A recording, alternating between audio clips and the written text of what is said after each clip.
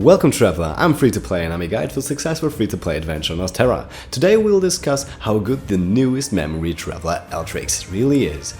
So she is no Rondo but dark. Her capabilities are elsewhere. First, she can't hit that often, she hits hard once. She can shave shields regardless of the weakness, but that's not a very strong attack sadly. But at least she can do that as a warrior.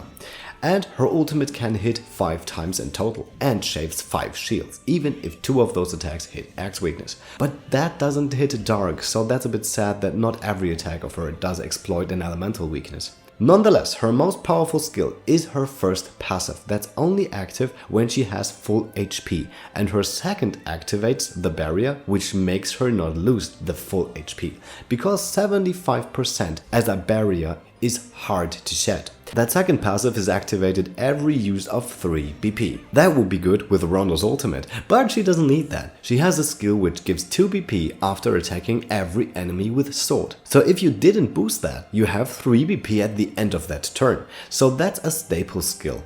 Her taunt should be too, but I would like a desperate resolve more where we could boost her defense so that she can use almost all of her skills with more efficiency because she still is at full HP when provoked enemies are in the front. So I'd rather recommend not going for her taunt if you want her to strengthen the physical or elemental attack and reduce the SP of the group at any time without worrying too much about that to drop. So with that passive alone, she's very good in sword comps for that physical part, or for her dark comps because of her exploiting that weakness too.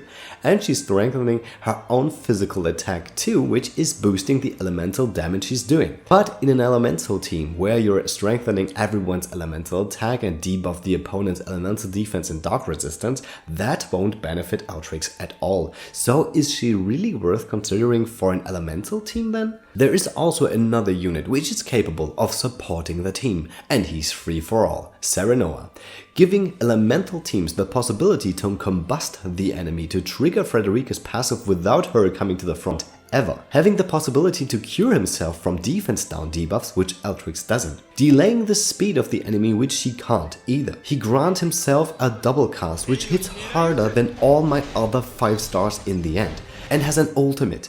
Man, that is a great one, and you can cast that 2 times and earlier in battle. Additionally, you have to pull Eltrix more often to have that much HP, as Serenoa has, that her barrier is lasting longer. Okay, that was short. If you think otherwise or have something else to say here, you're welcome to write in the comments or in my Discord group. And maybe, surprisingly, there are other units coming the next weeks which were not covered in the Tavern Talk. Let's see about that. If you'd like this channel to class up, I really appreciate a subscription and thumbs up. See you next time, you're free to play.